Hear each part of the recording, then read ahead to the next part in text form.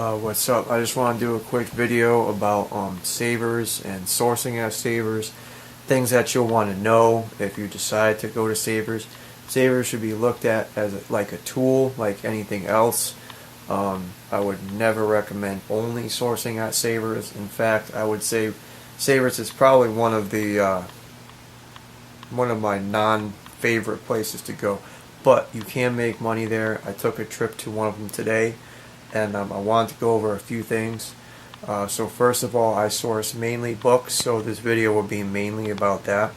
They do have everything there, from clothes to electronics, board games and things like that. Today I'll show you what I got. I got 20 books here, 2 children's books, and I got a board game. Okay, so start off, the pricing structure at Savers is $1.99 for books up to $7.99, and that's based on the cover price, or $3 or $2.99 for books that are $7.99 or above. Now, as you know, that is on the high end for anyone reselling books. So to make this profitable, there's a number of things that you can do. The first thing is to get a 30% off discount card. You can do that in a number of ways. The first way is every time you spend $100, they give you a 30% off card. Okay, and this is as of November 2015. So if you're watching this video after than that, maybe some things will change. So keep that in mind. But as of now, every $100 you spend, you get a 30% off discount card you can use for one purchase. So make sure it counts. Make sure you're buying enough that it makes sense. And also children's books like these two right here.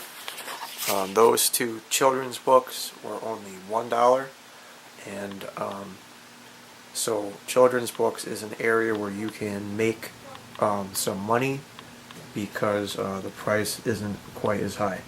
Also, another thing to keep in mind is that books are buy 4 get 1 free. So for every 4 books that you buy, you'll get the 5th one for free. And it's a good thing, because if that wasn't the case, I would probably end up getting a lot less. So if you get 5 books at $2.99, roughly, because the 5th one's free, you end up spending roughly $2.40 per book. But I wanted to go over a few things. So yeah, the one way to get the 30% off card was the discount card.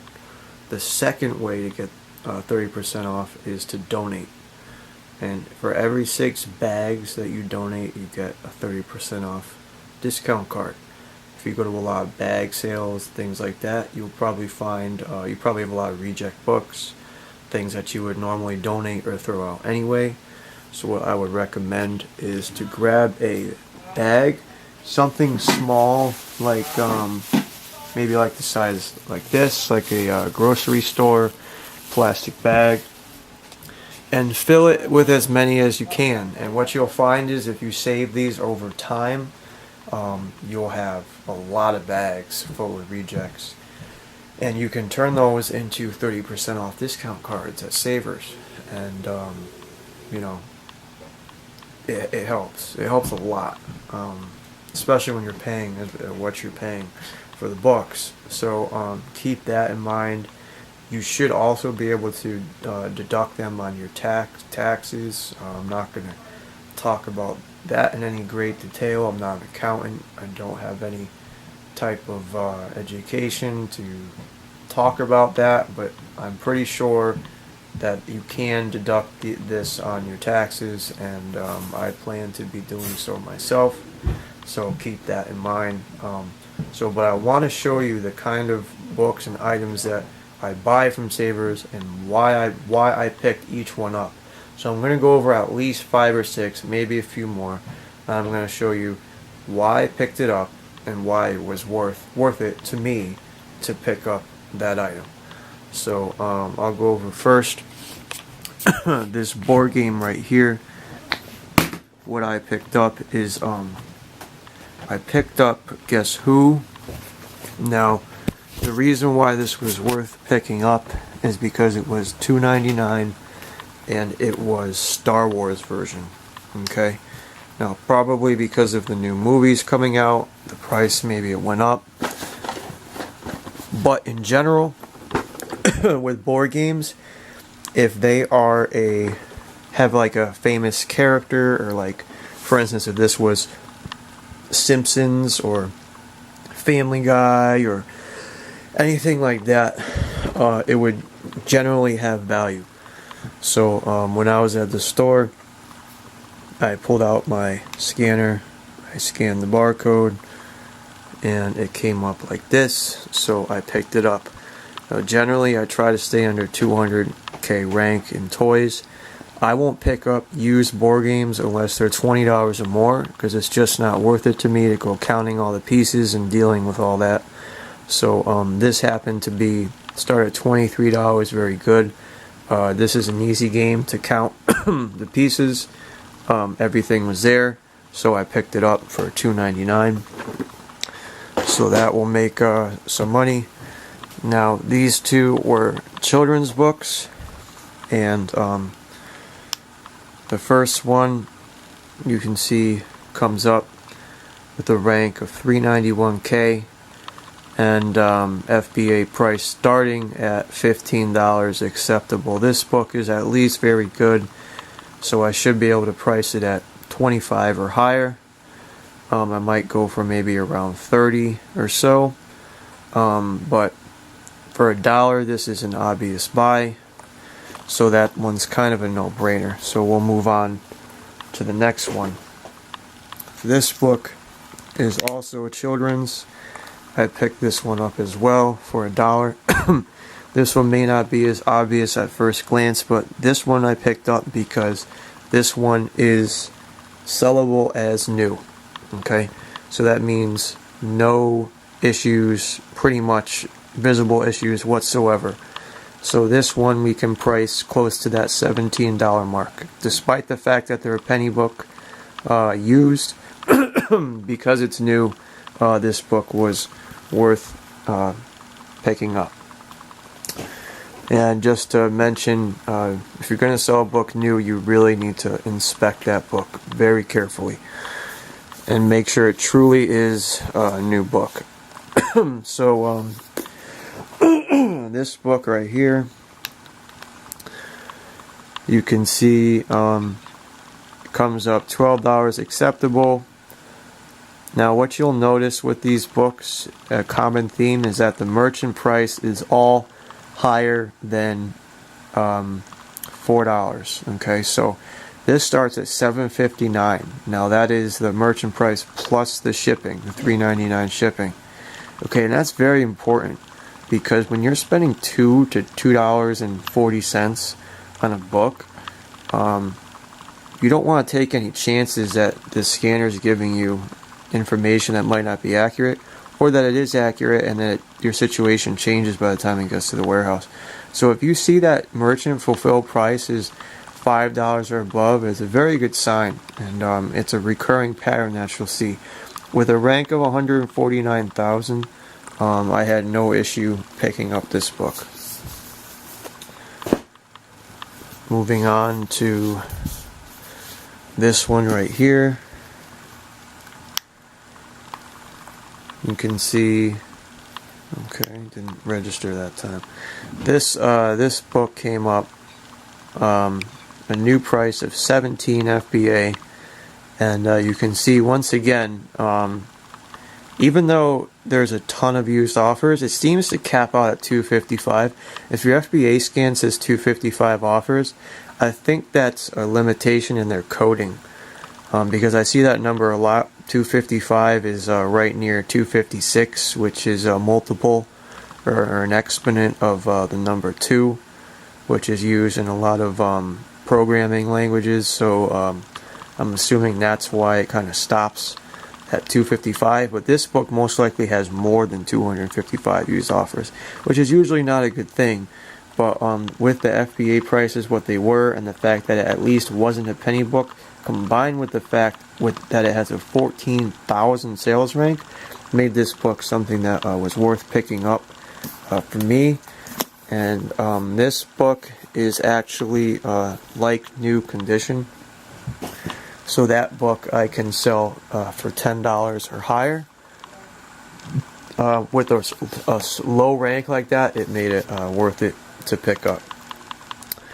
Okay, and this book right here comes up 435,000 rank. Once again, merchant fulfilled price are up there, right? They're not penny books. You don't want to buy penny books when you're paying $2 or more a book. You just don't want to do it. It's too risky, and it's too big of a chance you could be throwing your money away. So the merchant fulfilled price, the more, I mean, I've scanned thousands and thousands of books, and the more I do, the more I realize how telling the merchant fulfilled price really is. It can tell you a lot more actually than the FBA price. So always look at that. Even though you're not a merchant fulfilled seller, or if you're not, it's a very good indicator whether a book is you should be willing to pick up a book. So this one had a cover price of $26.99, so this one was $3, but with getting the 5th book free, it averages out to like $2.40. And of course, if you use your 30% discount, take 30% off of that, which brings it well under $2. So this book should be about like new, so I should be able to pull in about 13 to 14, I would say, on this one. With a rank under 500K, I had no issue picking up this book as well. And Jennifer Lopez here. This book is an obvious buy. You should see why. If the merchant fulfilled price is over $10, and rank under $1 million, even if you're paying $2, it's if the rank's under $1 million and the merchant fulfilled price is over $10, that's an obvious buy, even if you are paying $2. So something to keep in mind. There were actually 2 copies of this book, so I've already picked that one up. And here we have paperback. This one does not have the price on it. Okay, so this one, he ended up charging me $1.49, but in general, you should be paying no more than $1.99, certainly, if it has no price. Okay, so this one comes up maybe not as obvious a buy when you look at it.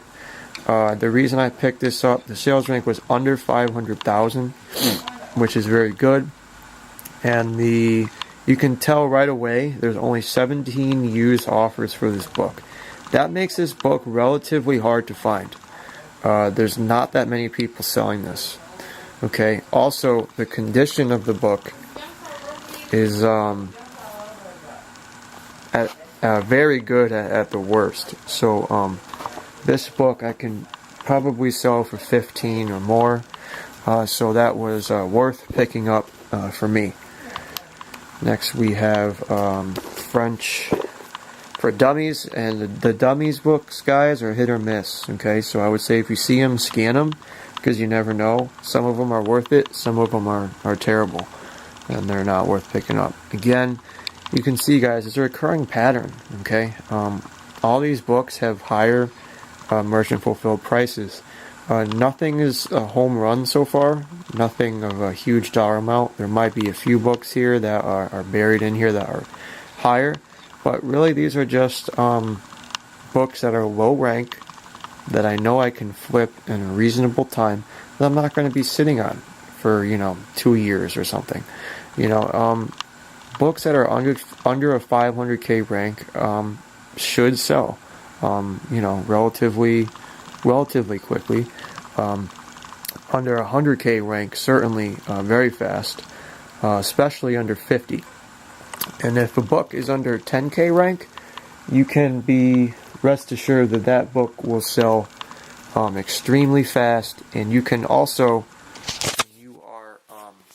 when you have a book that is under like a 10K, 20K rank, you can price that book super close to new. Like, new could be $20 and yours could be very good. You'll find that you can price your book at like $18, right? And it'll sell, which is kind of crazy because that doesn't usually happen. You usually got to price it so it makes sense, right? Because my business model is very aggressive. I want things to move. My repricer is set up in a safe way, but in a way that makes things move. Okay, and the reason for that is because we source these books so cheaply, or at least you should be. It makes sense to have this business model, right? Because even if you only sell a book for a couple dollars, if you sell a book for $5.99, you should be walking away with about $2. Now, in general, usually we won't be spending $2 on a book. So if you spent $1, you doubled your money. Is it a lot of money? No, it's not excellent, but it gives you that money back to reinvest, okay, and to get better and to progress and to be more selective with what you buy next time. Maybe next time you'll learn not to buy that same kind of book again. Okay, but I have no problem selling a book for $5.99. I will if I have to. I don't search for them, but basically that's my floor. Okay, so my repricer settings, I will pretty much flat out tell you my floor is $5.99. I find that even if books go cheaper than that and they're at like $4, even if I set my floor at $5.99, I find because I have a very good description on my books, mine will sell regardless, and I'll still make back the $1 or so, let's say, that I put into it, even though in general, guys, my books are probably average of 30 to 40 cents I probably spent on a book. But let's say you spent $1. I know I get that dollar back plus double, right? So that's a double investment. Now, keep in mind that most books I'm selling tons of books, $20, $30, $40, $50, and these are the books you really make money on, right? So don't be afraid if you have to sell a book for a little cheaper. Don't be afraid to do that to keep your inventory moving and keep your storage fees as low as you possibly can. Just don't be afraid to do that. So yeah, so when you source at Savers, you just want to make sure that that first of all, when possible, you're using a 30% off coupon, because that will make a huge difference. Okay, a huge difference. And you also want to be sure that that merchant fulfilled price is higher than $5, because if it's not, you're gonna find, let's say for instance you buy a book and it's a penny book, but you see the FBA price is a little up there. Very likely that you're gonna get home and realize that because your scanner doesn't show you all the results most of the time, and this is, if you don't know this already, whether you're using Inventory Lab, whether you're using a repricer, whether you're using Profit Bandit, FBA Scan, it doesn't matter. They all use the Amazon API, and one of the limitations of the Amazon API is that it will only show the lowest 20 offers aggregate, which means whether it's FBA, whether it's merchant, whether it's new, it doesn't matter. It's showing you the lowest 20 offers, okay, of everything.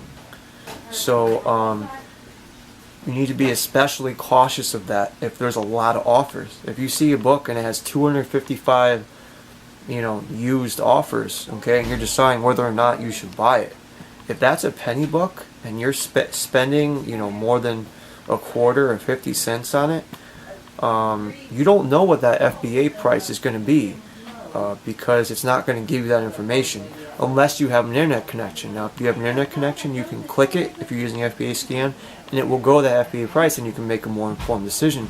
But a lot of us are using scanners that don't have an internet connection. You have to make a decision quickly. Okay, so in that case, just stay away from it. Your scanner will say $4.09, or just $4. Okay, usually if you see $4.09 or below, and you're spending, and it's not like a bag sale environment, pass on the book. It's not worth it. I can tell you from dealing with many thousands of books, it's just not worth it. Just keep it moving. Scan all the books that will be worth it, and you'll walk away making money. So that's all I really wanted to do the video on. Hopefully you learned something. Savers isn't the best place in the world.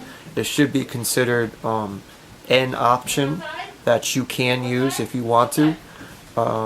There are plenty of them around, but I would say in general, Goodwill has better book prices for the most part. All of them are different though, so I would be writing down when you find a Goodwill and books are priced at $1 and $2, write it down, keep a list, okay, because they're becoming farther and farther apart. Goodwills are starting to sell their books online now, and so keep track of them, okay, because if you have some in your area, keep track of them, hit them up at least every month. They're on a color system, Goodwill is, so like every week they set a new color on sale, so you want to be hitting the Goodwills on Sunday. But this video is about Savers, so that's what we got from Savers. Hopefully, if you learned something. If you did, hit the like button, hit subscribe, and I'll be going to a bag sale tomorrow, so I will update with the video tomorrow on what I find. Peace.